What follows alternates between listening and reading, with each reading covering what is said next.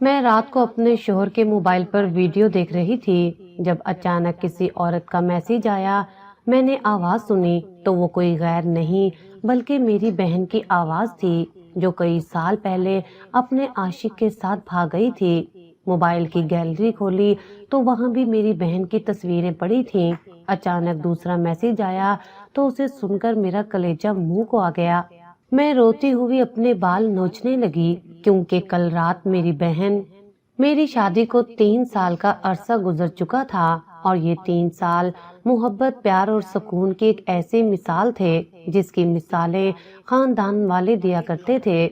मेरे शोहर अहमद ने मुझे वो मान दिया जो हर लड़की का ख्वाब होता है, मगर पिछले कुछ अरसे से उनमें आने वाली तब्दीलियों ने मुझे शक करने पर मजबूर कर दिया था। वो अक्सर खामोश रहने लगे थे। उनके दिल में मेरे लिए कोई खास मोहब्बत नहीं रही थी। मैंने कई बार कोशिश की उनके दिल का हाल जान सकूं, मगर उन्होंने हमेशा कारोबारी परेशानी का बहाना बनाकर मेरी बात को टाल दिया। मगर आज रात कुदरत ने शायद फैसला कर लिया था। मेरी आंखों पर बंधी एतमाद की झूठी पट्टी अब खुल जानी चाहिए। अहमद जब घर आए तो तूफानी बारिश की वजह से वो पूरी तरह भीगे हुए थे।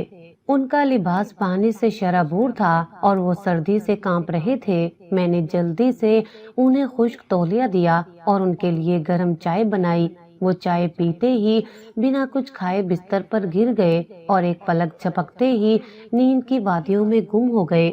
मैं उनके भीगे हुए कपड़े समेटने लगी ताकि कमरा साफ कर सकूं। मैंने उनका भारी ओवरकोट उठाया जो पानी जज्ब करने की वजह से मजीद वजनी हो चुका था। मैं उसे हैंगर में लटकाने ही वाली थी कि मुझे उसकी अंदरूनी जेब में किसी सख्त चीज की मौजूदगी का एहसास हुआ।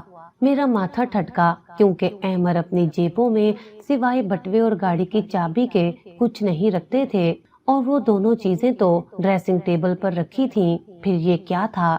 मैंने हिचकिचाते हुए अपना हाथ कोट की गीली और ठंडी जेब में डाला। मेरी उंगलियां एक धाती जिस्म से टकराईं और जब मैंने उसे बाहर निकाला तो मेरी आंखें हैरत से फैल गईं। ये एक मोबाइल फोन था, एक ऐसा फोन जो मैंने अहमद के पास पहले कभी नहीं देखा था।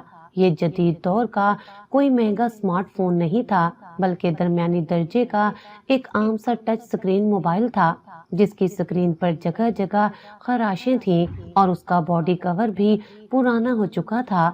मेरे दिल की धड़कनें बेतरतीब होने लगी। अहमद के पास तो अपना एक बेहतरीन फोन मौजूद था जो उस वक्त भी उनके सरहाने चार्जिंग पर लगा हुआ था, तो फिर ये दूसरा फोन किस लिए, और ये इस तरह कोट की खुफिया जेब में क्यों छुपाया गया था? हजारों वसवसों ने मेरे दिमाग पर यलगार कर दी। क्या अहमद का किसी और औरत से राब्ता है? क्या वो मुझसे बेजार हो चुके हैं? क्या उनकी जिंदगी में कोई और आ गया है? ये वो सवाल थे जो किसी भी बीवी के लिए मौत से कम नहीं होते। मैं वहीं कालीन पर बैठ गई और उस फोन को अपने हाथों में उलट पुलट कर देखने लगी। फोन बिल्कुल खामोश था, जैसे अपने अंदर कई तूफान छुपाए बैठा हो। मैंने कांपते हाथों से उसका पावर बटन दबाया।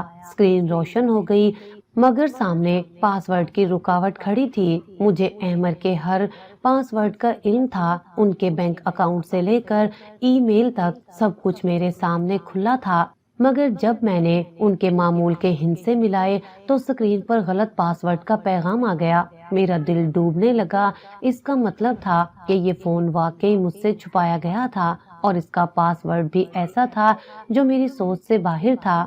मैंने दोबारा कोशिश की, हमारी शादी की तारीख मिलाई मगर नाकामी हुई। मैंने अहमद की तारीख पैदाइश मिलाई मगर फोन ना खुला। मैं बेबसी से उस रोशन स्क्रीन को तकने लगी जो मेरा मजाक उड़ा रही थी। मेरे दिल में एक जंग छिड़ गई थी। एक तरफ मेरा एतमाद था जो कह रहा था कि अहमद पर शक मत करो, शायद ये फोन उनके किसी दोस्त का हो या शायद उन्हें कहीं से मिला हो। मगर दूसरी तरफ दलाइल थे कि अगर ये दोस्त का होता तो कोट की खुफिया जेब में क्यों होता, और अगर कहीं से मिला होता तो वो मुझे बता देते। वो मुझसे कभी कुछ नहीं छुपाते थे। फिर आज ये पर्दा क्यों? वक्त गुजरता जा रहा था और बाहर बारिश की शिद्दत में इजाफा होता जा रहा था। بادلوں کی گرج اور بجلی کی چمک میرے اندر کے خوف کو مزید بڑھا رہی تھی۔ مجھے اچانک لگا کہ میں اس کمرے میں اکیلی نہیں ہوں، بلکہ میرے ساتھ میرے ماضی کے سائے بھی موجود ہیں۔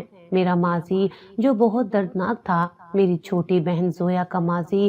زویا میری لاڈلی بہن تھی، ہم دونوں میں جسم اور روح کا رشتہ تھا، مگر 2 سال پہلے اس نے جو کیا، اس نے ہمارے خاندان کی عزت کو مٹی میں ملا دیا تھا۔ زویا گھر سے بھاگ گئی تھی ایک ایسی رات جب ہم سب سو رہے تھے، اور اپنی عزت اور ہمارے مان کو رون کر کسی نامعلوم شخص کے ساتھ چلی گئی۔ اس واقعے نے میرے بوڑھے والدین کی کمر توڑ دی تھی۔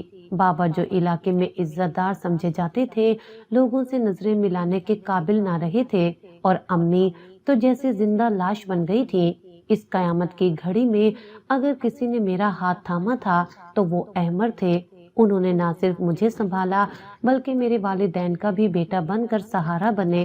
انہوں نے سماج کے تانوں کی پرواہ کیے بغیر مجھ سے شادی کی اور مجھے یہ احساس دلایا کہ زویا کے گناہ کی سزا مجھے نہیں ملنی چاہیے۔ میں احمد کی اس محبت کی مقروض تھی، میں انہیں دیوتا کی طرح پوجتی تھی۔ زویا کے جانے کے بعد میں نے قسم کھائی تھی کہ میں احمد کو کبھی شکایت کا موقع نہیں دوں گی اور کبھی کوئی ایسی بات نہیں کروں گی جس سے انہیں تکلیف ہو، مگر آج اسی احمد کے کورٹ سے ملنے والے اس فون نے مجھے شک کے کٹہرے میں لا کھڑا کیا تھا۔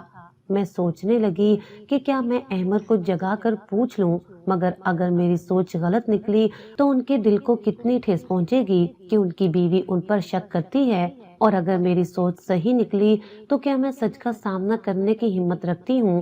میں کشمکش کے سمندر میں غوطے کھا رہی تھی، کبھی فون رکھ دیتی اور کبھی دوبارہ اٹھا لیتی۔ اچانک میری نظر فون کے پچھلے حصے پر پڑی جہاں انگلی کے نشان کا سینسر موجود تھا۔ ایک امید کی کرن جاگی اور ساتھ ہی ایک خطرناک خیال میرے ذہن میں آیا۔ احمد گہری نیند میں تھے اور ان کا دایاں ہاتھ بستر سے نیچے لٹک رہا تھا۔ اگر میں آہستگی سے ان کا انگوٹھا اس سینسر پر رکھ دوں تو شاید فون کھل جائے۔ یہ ایک چوری تھی، یہ خیانت تھی، یہ ایک بیوی کے لیے انتہائی گرا پڑی حرکت تھی، مگر شک کا زہر میرے رگو پہ میں سرایت کر چکا تھا۔ میں نے فیصلہ کر لیا کہ میں یہ کر کے رہوں گی۔ میں اپنی جگہ سے اٹھی، میرے پاؤں من بھر کے ہو رہے تھے۔ میں دبے پاؤں بستر کے قریب گئی۔ احمد کے چہرے پر سکون تھا جو میرے لیے اذیت ناک تھا۔ میں نے لرزتے ہوئے ہاتھوں سے ان کا دایاں ہاتھ اپنے ہاتھ میں لیا۔ ان کا ہاتھ ٹھنڈا تھا، میری سانسیں اٹکی ہوئی تھی۔ مجھے ڈر تھا کہ کہیں وہ جاگ نہ جائیں۔ اگر وہ جاگ گئے تو میں کیا جواز پیش کروں گی؟ میں نے ایک لمحے کے لیے توقف کیا۔ میرے ضمیر نے مجھے ملامت کی کہ تم غلط کر رہی ہو، مگر سچ جاننے کی تڑپ نے ضمیر کی آواز دبا دی۔ میں نے بڑی احتیاط سے فون کا سینسر ان کے انگوٹھے سے مس کیا۔ ایک ہلکی سی تھر تھراہٹ ہوئی اور فون ان لاک ہو گیا۔ میں نے جلدی سے ان کا ہاتھ چھوڑا اور فون کو سینے سے لگا کر واپس کرسی کی طرف بھاگی، جیسے میں نے کوئی بہت بڑا خزانہ چوری کر لیا ہو یا کوئی جرم کر لیا ہو۔ میں کرسی پر بیٹھ گئی، میرا پورا جسم پسینے سے شرابور تھا، حالانکہ کمرہ ٹھنڈا تھا۔ میں نے لمبی لمبی سانسیں لی تاکہ خود کو پرسکون کر سکوں۔ فون اب میرے قبضے میں تھا اور اس کے راز میرے سامنے کھلنے کے لیے تیار تھے۔ سکرین پر چند ایپس کے آئیکن نظر آ رہے تھے۔ کوئی واٹس ایپ یا سوشل میڈیا ایپ سامنے نہیں تھی، صرف بنیادی ایپس تھی۔ میں نے سب سے پہلے پیغامات کا خانہ کھولا، مگر وہاں کوئی پیغام نہیں تھا۔ ان باکس بالکل خالی تھا، جیسے سب کچھ ڈیلیٹ کر دیا گیا ہو۔ پھر میں نے کال لاگز چیک کیے، وہاں بھی ویرانی تھی۔ یہ کیسے ممکن تھا کہ فون استعمال ہو رہا ہو اور کوئی ریکارڈ نہ ہو؟ اس کا مطلب صاف تھا کہ احمد بہت احتیاط سے کام لے رہے تھے اور ہر ثبوت مٹا رہے تھے۔ اس بات نے میرے شک کو یقین میں بدل دیا کہ دال میں کچھ کالا نہیں بلکہ پوری دال ہی کالی ہے۔ اب صرف ایک جگہ بچی تھی جہاں سے مجھے کچھ مل سکتا تھا، اور وہ تھی گیلری، یعنی تصاویر کا فولڈر۔ میرا ہاتھ تصویر کے آئیکن پر جا کر رک گیا۔ ایک انجانا خوف مجھے روک رہا تھا، جیسے میرا چھٹا احساس مجھے خبردار کر رہا ہو کہ اس دروازے کو مت کھولو، ورنہ جو کچھ سامنے آئے گا وہ تمہاری برداشت سے باہر ہوگا۔ مگر انسان فطرتاً متجسس ہے، میں نے آنکھیں بند کر کے ایک دعا مانگی اور پھر کانپتی انگلی سے گیلری پر کلک کر دیا۔ اسکرین پر تصاویر کا ایک سلسلہ نمودار ہوا۔ پہلی نظر میں تو مجھے کچھ سمجھ نہ آیا کیونکہ تصاویر دھندلی تھیں اور کم روشنی میں لی گئی تھیں، مگر جب میں نے پہلی تصویر کو کھول کر زوم کیا تو میرے حلق سے ایک دبی ہوئی چیخ نکل گئی اور میں نے بے اختیار اپنا ہاتھ اپنے منہ پر رکھ لیا تاکہ آواز باہر نہ نکلے۔ میرے پاؤں تلے سے زمین سرک گئی اور کمرے کی چھت گھومتی ہوئی محسوس ہوئی۔ وہ تصویر کسی غیر ملکی عورت کی نہیں تھی، کسی ماڈل کی نہیں تھی اور نہ ہی کسی ایسی عورت کی تھی جسے میں نہ جانتی ہوں۔ وہ چہرہ، وہ آنکھیں، وہ نقوش سب میرے اپنے تھے۔ وہ میری اپنی سگی بہن زویا تھی۔ ہاں، وہی زویا جو 2 سال پہلے مر چکی تھی ہمارے لیے، جو ہمیں چھوڑ کر بھاگ گئی تھی، جس کا نام ہمارے گھر میں گالی بن چکا تھا۔ اس زویا کی تصویر احمد کے خفیہ فون میں کیا کر رہی تھی؟ میرا دماغ معاف ہو گیا۔ میں نے آنکھیں مل کر دوبارہ دیکھا کہ کہیں یہ میرا وہم تو نہیں، مگر تصویر جھوٹ نہیں بولتی، وہ زویا ہی تھی۔ مگر اس کا حلیہ دیکھ کر کلیجہ منہ کو آ گیا۔ وہ زویا نہیں تھی جو گھر سے بند سنور کر نکلی تھی۔ تصویر میں نظر آنے والی لڑکی کے بال بکھرے ہوئے تھے، آنکھوں کے گرد گہرے سیاہ حلقے تھے، گال پچکے ہوئے تھے اور ہونٹوں پر خشکی کی تہیں جمی تھیں۔ اس نے بہت پرانے اور میلے کپڑے پہن رکھے تھے اور وہ کسی ٹوٹی ہوئی چارپائی پر بیٹھی خلا میں گھور رہی تھی۔ اس کے چہرے پر جو ویرانی اور مایوسی تھی وہ کسی بھی پتھر دل کو پگھلانے کے لیے کافی تھی۔ مگر میرا سوال یہ نہیں تھا کہ اس کی حالت ایسی کیوں ہے، میرا سوال یہ تھا کہ یہ تصویر احمر کے پاس کہاں سے آئی؟ کیا احمر زویا سے ملتے رہے ہیں؟ کیا احمر کو پتا تھا کہ زویا کہاں ہے؟ کیا یہ سب احمر کی سازش تھی؟ میرے دماغ میں ہزاروں سوال سانپوں کی طرح بل کھانے لگے۔ میں نے جلدی سے انگلی سلائیڈ کر کے اگلی تصویر دیکھی۔ اس میں زویا زمین پر بیٹھی تھی اور اس کے سامنے کچھ روکھا سوکھا کھانا رکھا تھا۔ اگلی تصویر میں وہ ایک سیدھا کمرے کے کونے میں سہمی ہوئی کھڑی تھی۔ ہر تصویر ایک نئی داستان سنا رہی تھی اور ہر تصویر میں زویا کی حالت پہلے سے زیادہ ابتر نظر آ رہی تھی۔ مجھے لگا کہ شاید یہ تصاویر پرانی ہیں، شاید یہ اس وقت کی ہیں جب وہ نئی نئی بھاگی تھی، یا شاید احمد کو یہ تصاویر کسی نے بھیجی ہیں تاکہ انہیں بلیک میل کر سکے۔ مگر جب میری نظر تصویر کی تفصیلات یعنی تاریخ اور وقت پر پڑی تو میرے وجود میں سنسنی کی ایک لہر دوڑ گئی اور میرا خون جیسے جم سا گیا۔ میرے ہاتھوں کی گرفت فون پر ڈھیلی پڑ گئی اور فون میری گود میں جا گرا۔ میں نے دوبارہ اٹھا کر دیکھا کہ شاید پڑھنے میں غلطی ہوئی ہو، مگر اسکرین پر واضح الفاظ میں لکھا تھا، کل شام 5:30۔ جی ہاں، یہ کوئی پرانی یادیں نہیں تھی، یہ ماضی کا قصہ نہیں تھا، یہ تصویر کل شام کی تھی کہ جب احمد نے مجھے کہا تھا کہ وہ ایک ضروری میٹنگ میں جا رہے ہیں تو وہ دراصل زویا کے پاس تھے، اور تصویر کا پس منظر بتا رہا تھا کہ وہ شہر کا کوئی پوش علاقہ نہیں بلکہ وہ بدنام زمانہ کچی آبادی ہے جہاں شریف لوگ دن کی روشنی میں بھی جانے سے ڈرتے ہیں۔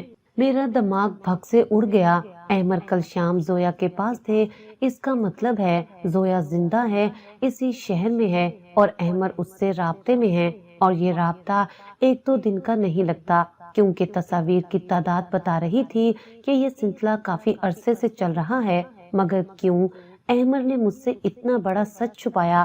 وہ تو زویا سے اتنی ہی نفرت کرتے تھے جتنی میں یا میرے والدین کرتے تھے۔ وہ تو زویا کا نام سننا بھی پسند نہیں کرتے تھے، پھر وہ اس کے پاس کیا کر رہے تھے؟ اور ان تصاویر میں زویا کی حالت ایسی کیوں تھی جیسے وہ کسی قید میں ہو یا کسی بہت بڑی مصیبت میں ہو؟ ایک عجیب سی وحشت نے مجھے گھیر لیا تھا۔ کیا احمد کا زویا کے ساتھ کوئی چکر ہے؟ یہ خیال آتے ہی مجھے گھن آنے لگی۔ نہیں، احمد ایسے نہیں ہے، میرا دل چیخا، مگر دماغ نے کہا کہ اگر ایسے نہیں ہے تو یہ سب کیا ہے؟ مرد کی فطرت کا کیا بھروسہ؟ اور پھر زویا جیسی خوبصورت لڑکی چاہے جس حال میں بھی ہو مرد کو لبھا ہی لیتی ہے۔ میرے آنسو تھمنے کا نام نہیں لے رہے تھے۔ مجھے لگ رہا تھا کہ میری محبت، میری وفاداری اور میرا مان سب کچھ ریت کی دیوار ثابت ہوا ہے۔ میں نے ایک نظر احمر پر ڈالی جو ابھی بھی بے خبر سو رہے تھے۔ مجھے ان کے معصوم چہرے پر اب مکاری کا نقاب دکھائی دینے لگا تھا۔ میرا جی چاہا کہ انہیں بھی ابھی جھنجھوڑ کر اٹھاؤں اور پوچھوں کہ یہ سب کیا ہے، یہ کون سا کھیل ہے جو تم میرے ساتھ کھیل رہے ہو؟ تم میری ہی بہن کے ساتھ مل کر مجھے دھوکہ دے رہے ہو، مگر میں ایسا نہ کر سکی۔ میرے اندر کی ہمت جواب دے گئی۔ میں بس تصویر کو تکتی رہی جس میں زویا کی ویران آنکھیں مجھے دیکھ رہی تھی اور نیچے کل کی تاریخ منہ چڑھا رہی تھی۔ مجھے سمجھ نہیں آ رہا تھا کہ میں کیا کروں، کس سے بات کروں۔ زویا کا زندہ ہونا اور احمر کا اس سے ملنا، یہ دو ایسی حقیقتیں تھیں جنہوں نے میری دنیا الٹ پلٹ کر دی۔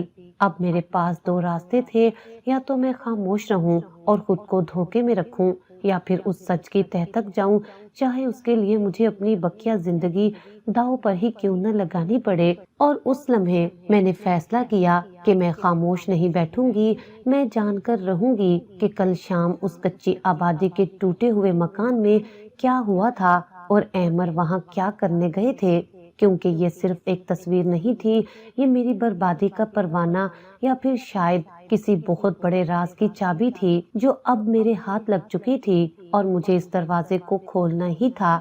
موبائل کی سکرین پر چمکتی ہوئی وہ خوفناک تصویر میری آنکھوں میں کانٹوں کی طرح چبھ رہی تھی اور میرے ذہن میں ایک ایسا بھونچال آ چکا تھا جس نے میری سوچنے سمجھنے کی تمام صلاحیتوں کو مفلوج کر کے رکھ دیا تھا۔ میں وہیں کرسی پر بیٹھی تھی، مگر مجھے لگ رہا تھا کہ میں کسی گہری کھائی میں گرتی جا رہی ہوں۔ میرے ہاتھ پاؤں شل ہو چکے تھے اور جسم میں خون کی گردش جیسے تھم سی گئی تھی۔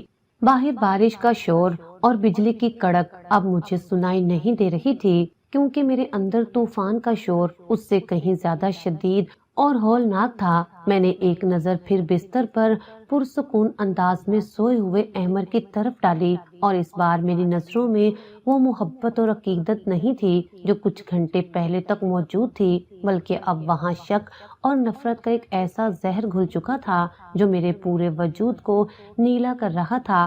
مجھے لگا کہ وہ شخص جو میرے سامنے بے خبر سو رہا ہے، وہ میرا مسیحا اور محافظ نہیں ہے، بلکہ وہ میرا قاتل ہے جس نے میری پیٹھ میں اعتماد کا خنجر گھونپا ہے۔ میں نے سوچا کہ میں اسے جان سے مار دوں یا خود کو ختم کر لوں تاکہ اس اذیت سے نجات مل سکے، مگر پھر مجھے خیال آیا کہ مرنے سے پہلے مجھے سچ جاننا ہوگا کہ آخر احمر نے ایسا کیوں کیا۔ میری بہن جو ہمارے لیے 2 سال پہلے مر چکی تھی، وہ ان کے لیے زندہ کیسے ہو گئی، اور وہ اس ویران اور خوفناک جگہ پر ان سے کیوں ملتے رہی ہے؟ کیا یہ سب کوئی پرانی محبت تھی یا کوئی نئی سازش؟ غصے اور نفرت کی ایک لہر نے مجھے کرسی سے کھڑا کر دیا۔ میں نے موبائل ہاتھ میں مضبوطی سے تھاما اور بستر کے قریب جا کر احمر کے کندھے کو زور سے جھنجھوڑا اور چیخی کہ اٹھو احمر اور دیکھو تمہارا گناہ پکڑا گیا ہے۔ احمر ہڑبڑا کر اور گھبرا کر اٹھ بیٹھے۔ ان کی آنکھیں نیند سے بوجھل تھیں اور انہیں کچھ لمحوں تک سمجھ ہی نہیں آ رہا تھا کہ کیا ہوا ہے اور میں اس طرح کیوں چیخ رہی ہوں۔ انہوں نے پریشانی سے پوچھا کہ کیا ہوا، خیریت تو ہے، تم رو کیوں رہی ہو؟ مگر میں نے ان کی بات کا جواب دینے کی بجائے وہ موبائل ان کے چہرے کے بالکل سامنے کر دیا، جس کی سکرین پر زویا کی وہ دکھی اور اجڑی ہوئی تصویر ابھی بھی روشن تھی۔ احمر کی نظر جیسے ہی موبائل پر پڑی، ان کے چہرے کا رنگ ایسے فک ہو گیا جیسے کسی نے ان کے جسم سے سارا خون نچوڑ لیا ہو۔ ان کی آنکھیں پھٹی کی پھٹی رہ گئیں اور وہ کچھ بولنے کی کوشش کرنے لگے، مگر الفاظ ان کے حلق میں ہی پھنس کر رہ گئے تھے۔ ان کا یہ خوف زدہ رد عمل میرے لیے سب سے بڑا ثبوت تھا کہ میری شک کی بنیاد کھوکھلی نہیں تھی اور دال میں کچھ کالا ضرور ہے۔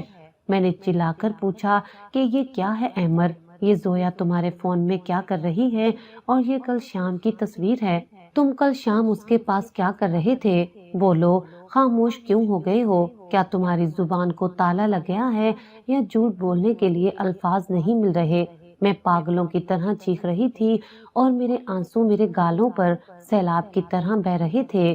احمر نے بستر سے اترنے کی کوشش کی اور لرزتی ہوئی آواز میں کہا کہ میری بات سنو، خدا کے لیے پرسکون ہو جاؤ، तुम गलत समझ रही हो, जैसा तुम देख रही हो वैसा नहीं है। मगर मैंने उन्हें जोर से धक्का दे दिया और कहा कि मुझे मत छूना, मैं सब कुछ समझ चुकी हूँ। तुमने और जोया ने मिलकर मुझे बेवकूफ बनाया है। तुम दोनों का चक्कर चल रहा है और तुमने मुझसे शादी सिर्फ इसलिए की ताकि तुम जोया के करीब रह सको और उसकी गैर मौजूदगी का फायदा उठा सको। मैं तुम्हें कभी माफ नहीं करूंगी। तुमने मेरे एतमाद का खून किया है। अहमद ने शर्मिंदगी और दुख से सर झुका लिया और कुछ देर खामोश रहे। कमरे में सिर्फ मेरे रोने की आवाजें गूंज रही थी। फिर उन्होंने आहिस्ता से सर उठाया और उनकी आंखों में आंसू तैर रहे थे। उन्होंने इंतहाई संजीदगी से कहा कि अगर तुम सच जानना ही चाहती हो तो फिर तुम्हें मेरे साथ चलना होगा। मैं यहाँ तुम्हें कुछ भी बताऊंगा तो तुम्हें यकीन नहीं आएगा और तुम उसे मेरा झूठ समझोगी। बेहतर है कि तुम अपनी आंखों से देख लो कि हकीकत क्या है और जोया किस हाल में है। मैंने नफरत से कहा कि मैं तुम्हारे साथ कहीं नहीं जाऊंगी। बेहतर है कि तुम अपनी आंखों से देख लो कि हकीकत क्या है और जोया किस हाल में है। मैंने नफरत से कहा कि मैं तुम्हारे साथ कहीं नहीं जाऊंगी। मुझे अभी और इसी वक्त जवाब चाहिए। मैं तुम्हारे किसी और धोखे में नहीं आऊंगी। मगर अहमद ने पहली बार सख्ती से मेरा बाजू पकड़ा और कहा कि जिद मत करो, कपड़े बदल लो और मेरे साथ चलो, वरना तुम सारी जिंदगी पछताओगी कि तुमने सच जानने का मौका गवा दिया और फिर शायद कभी तुम अपनी बहन को न देख सको। उनके लहजे में एक ऐसा यकीन, दर्द और सच्चाई थी जिसने मुझे एक पल के लिए खामोश कर दिया। मैंने उनकी आंखों में देखा, वहाँ झूठ या मुकर नहीं था, बल्कि एक गहरी उदासी और मजबूरी थी। मैंने फैसला किया कि मैं उनके साथ जाऊंगी, क्योंकि अब मेरे पास खोने के लिए कुछ नहीं बचा था। मैंने खामोशी से चादर ओढ़ी और हम कमरे से बाहर निकल आए। घर में कब्रिस्तान जैसी खामोशी थी। सब सो रहे थे। हम चोरों की तरह अपने ही कमरे से निकले और गाड़ी में बैठ गए। अहमद ने गाड़ी स्टार्ट की और मूसलाधार बारिश में गाड़ी सड़क पर दौड़ाने लगे। बाहर अंधेरा था और बारिश के कतरे विंड स्क्रीन पर टकराकर मंजर को धुंधला रहे थे। गाड़ी के अंदर मौत जैसी खामोशी थी। न उन्होंने मुझसे बात की और न मैंने उनकी तरफ देखा। मेरा दिल अभी भी शक्कुक व शुबहात की आग में जल रहा था और दिमाग में हजारों वसवसे चल रहे थे। गाड़ी शहर की रोशन और कशादा सड़कों से निकलकर आहिस्ता आहिस्ता पसेमांदा, तंग और तारीक इलाकों की तरफ बढ़ने लगी। ये वो इलाका था जहाँ दिन में भी शराफत का गुजर नहीं होता था।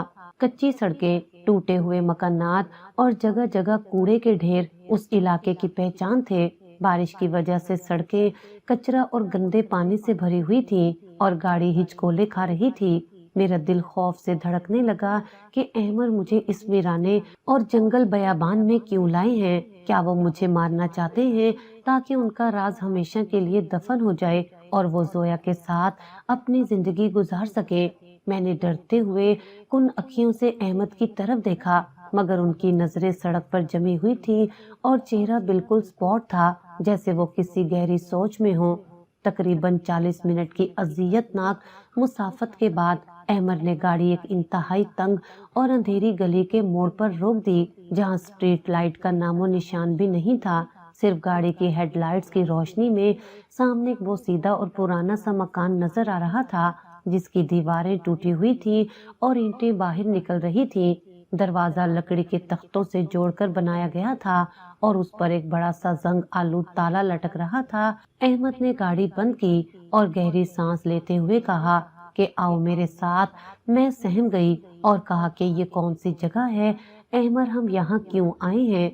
मुझे डर लग रहा है। अहमद ने कहा कि तुम्हारे सारे सवालों का जवाब इस दरवाजे के पीछे है। डरो मत, मैं तुम्हारे साथ हूँ। मैं डरते डरते गाड़ी से उतरी। कीचड़ और गंदगी ने मेरे जूतों और कपड़ों को खराब कर दिया, मगर मुझे उस वक्त अपनी हालत की परवाह नहीं थी। हम दोनों वो सीधा मकान के दरवाजे तक पहुँचे। अहमद ने जेब से चाबी निकाली और कांपते हाथों से ताला खोला। दरवाजा एक खौफनाक चिड़चिड़ाहट के साथ खुला, जैसे बरसों से बंद हो। अंदर घुप अंधेरा और शदीद हब्स था। बदबू ने मेरा इस्तकबाल किया। ये बदबू सीन और बीमारी की मिली जुली बू थी। अहमद ने अपने फोन की टॉर्च जलाई और मुझे अपने पीछे आने का इशारा किया। सहन में कीचड़ था और सामने एक छोटा सा कमरा था जिसमें मध्यम सी रोशनी जल रही थी। میرا دل حلق میں آ گیا تھا۔ میں نے احمر کا بازو مضبوطی سے پکڑ لیا کیونکہ مجھے لگ رہا تھا کہ میں خوف سے گر جاؤں گی۔ احمر مجھے لے کر اس کمرے کی طرف بڑھے۔ جیسے ہی ہم کمرے کے دروازے پر پہنچے اور میں نے اندر جھانکا تو جو منظر میرے سامنے تھا اس نے میرے ہوش اڑا دیے۔ میرے منہ سے بے اختیار ایک فلک شگاف چیخ نکل گئی اور میں نے اپنی آنکھیں بند کر لی۔ یہ منظر میری برداشت سے باہر تھا، مگر احمر نے مجھے گرنے سے بچایا اور سہارا دے کر کہا کہ دیکھو، یہ ہے وہ حقیقت جسے میں تم سے چھپا رہا تھا۔ میں نے کانپتے ہوئے دوبارہ آنکھیں کھولی تو دیکھا کہ سامنے ایک ٹوٹی ہوئی چارپائی پر ایک وجود پڑا تھا جو ہڈیوں کا ڈھانچہ لگ رہا تھا۔ اس کے بال بکھرے ہوئے اور الجھے ہوئے تھے، کپڑے تار تار اور میلے کچیلے تھے اور جسم پر جگہ جگہ نیلے نشانات اور پرانے زخموں کے کھرنڈ تھے۔ وہ کوئی اور نہیں، زویا تھی، میری اپنی سکی بہن زویا۔ مگر وہ یہ زویا نہیں تھی جسے میں جانتی تھی۔ یہ تو کوئی زندہ لاش تھی جس میں روح نام کی کوئی چیز باقی نہیں تھی۔ وہ ہمیں دیکھ کر اور روشنی پڑنے پر خوف زدہ ہو گئی اور دیوار کے ساتھ لگ کر سہم گئی جیسے اسے مار پڑنے کا ڈر ہو۔ وہ اپنے دونوں ہاتھ جوڑ کر رحم کی بھیک مانگنے لگی جیسے وہ ہمیں پہچان نہ پا رہی ہو۔ احمد جلدی سے آگے بڑھے اور اسے تسلی دیتے ہوئے کہا کہ ڈرو مت زویا، دیکھو کون آیا ہے، تمہاری آپی آئی ہیں۔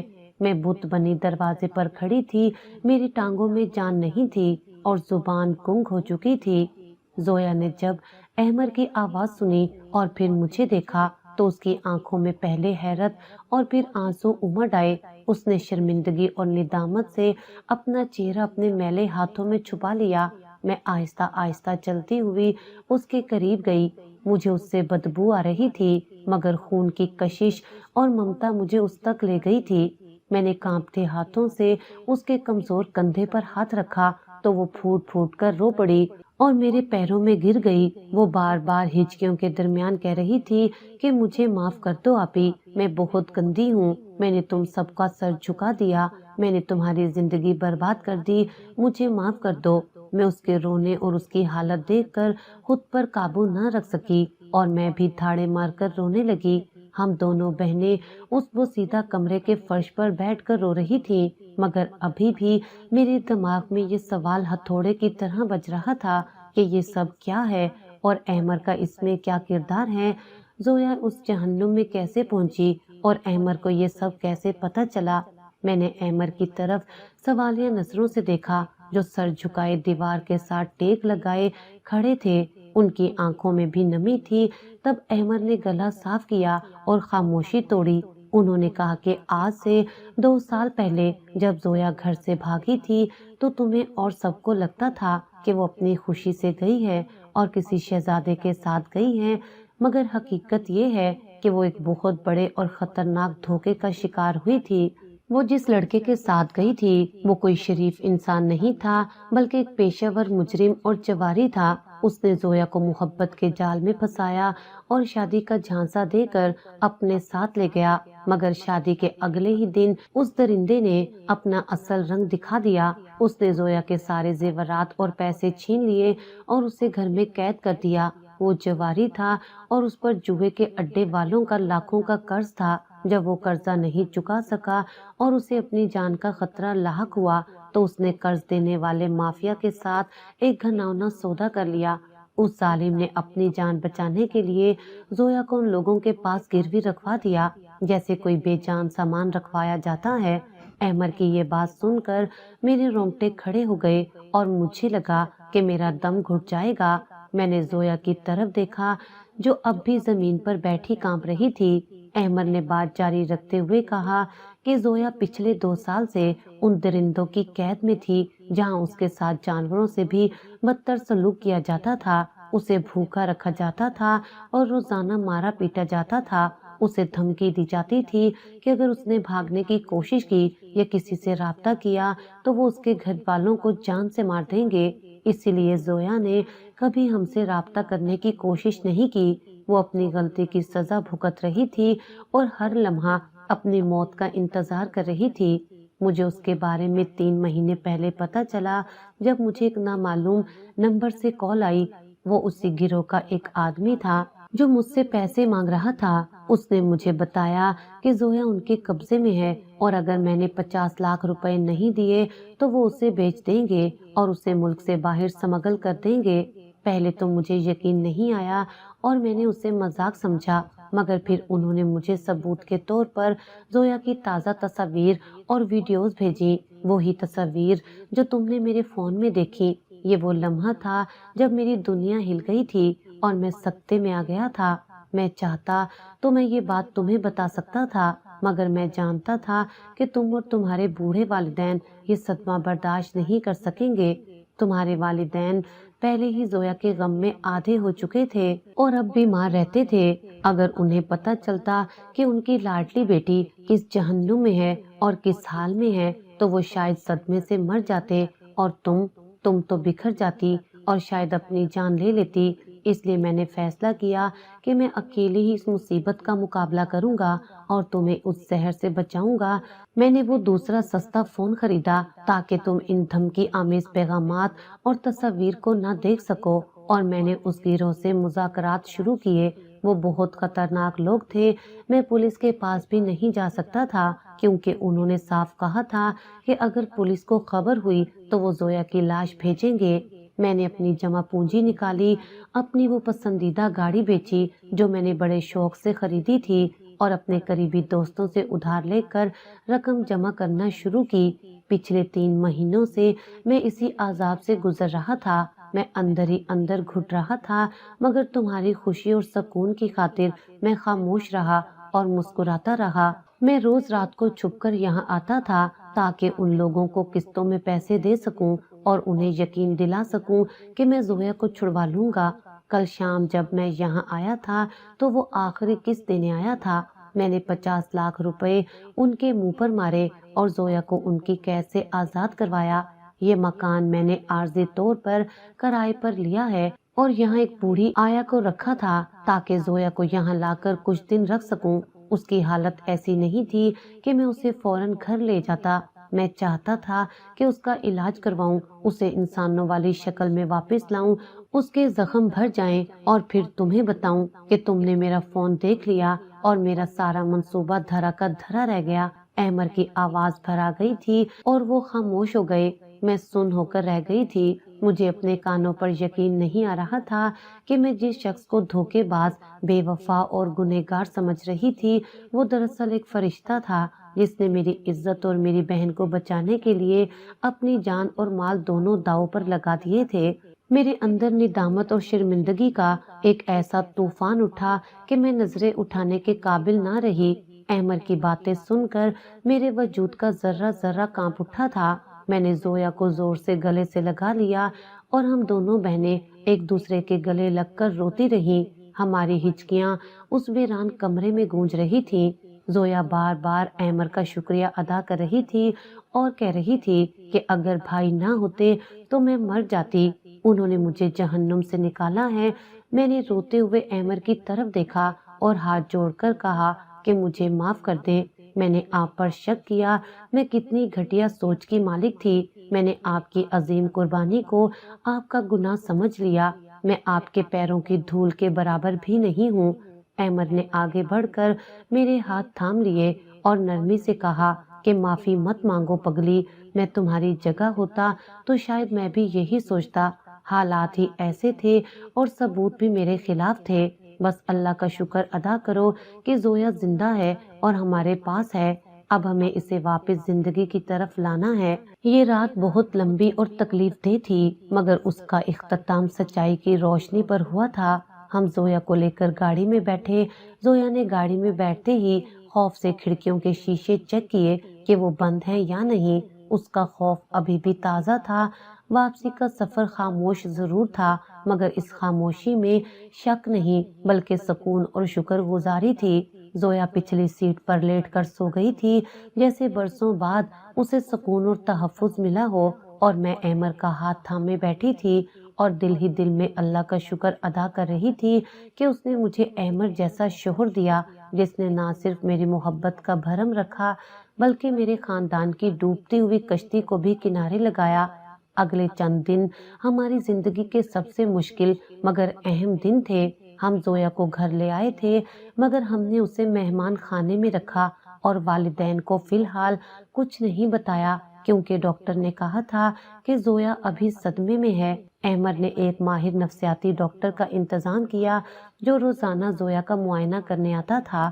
زویا جسمانی طور پر تو کمزور تھی ہی مگر ذہنی طور پر وہ بری طرح ٹوٹ چکی تھی۔ وہ راتوں کو چیخ کر اٹھ بیٹھتی تھی اور اندھیرے سے خوف زدہ ہو جاتی تھی۔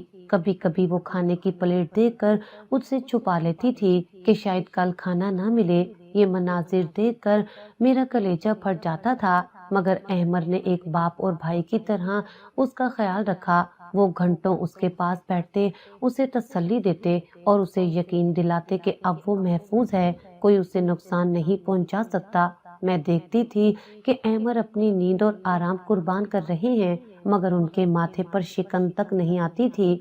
مجھے اپنے رویے پر رہ رہ کر شرمندگی ہوتی تھی کہ میں نے اس ہیرے جیسے انسان پر شک کیا تھا۔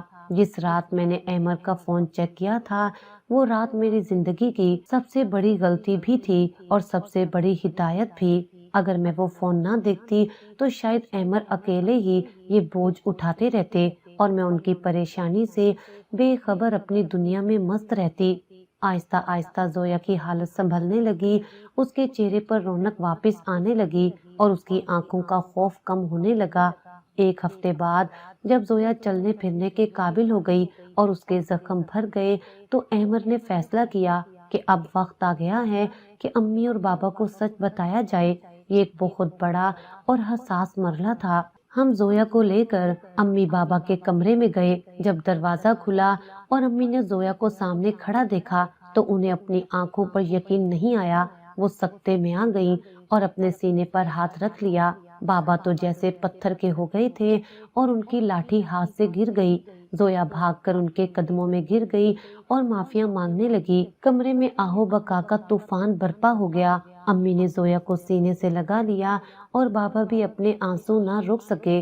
اس جذباتی منظر کو دیکھ کر احمد خاموشی سے کمرے سے باہر نکل گئے۔ میں ان کے پیچھے گئی اور انہیں کوریڈور میں کھڑا پایا۔ وہ آسمان کی طرف دیکھ رہے تھے اور ان کے چہرے پر ایک عجیب سا سکون اور اطمینان تھا۔ میں نے پیچھے سے جا کر ان کے کندھے پر سر رکھ دیا اور کہا کہ آپ نے جو کچھ ہمارے لیے کیا ہے ہم 7 جنم بھی آپ کا احسان نہیں چکا سکتے۔ آپ نے نہ صرف زویا کو بچایا، آپ نے صرف زویا کو نہیں بچایا، آپ نے ہم سب کو بچایا ہے۔ آپ نے میری گری ہوئی عزت کو دوبارہ اٹھایا ہے۔ احمد نے مسکرا کر میری طرف دیکھا اور کہا کہ محبت احسان نہیں ہوتی اور نہ ہی یہ کوئی تجارت ہے۔ زویا تمہاری بہن ہے تو میری بھی کچھ لگتی ہے۔ یہ میرا فرض تھا اور میں نے بس اپنا فرض ادا کیا ہے۔ تم سے وعدہ کیا تھا کہ تمہاری آنکھوں میں آنسو نہیں آنے دوں گا، بس اس وعدے کی لاج رکھی ہے۔ ان کی باتوں نے مجھے ایک بار پھر ان کا دیوانہ بنا دیا تھا۔ میں نے سوچا کہ دنیا میں ایسے مرد بھی ہوتے ہیں جو محبت کو صرف لفظوں تک محدود نہیں رکھتے بلکہ اسے نبھا کر دکھاتے ہیں۔ اس واقعے نے ہمارے رشتے کو مزید مضبوط اور اٹوٹ بنا دیا تھا۔ اب ہمارے درمیان کوئی راز نہیں تھا، کوئی دیوار نہیں تھی۔ زویا کی واپسی نے ہمارے گھر کی رونقیں بحال کر دی تھی۔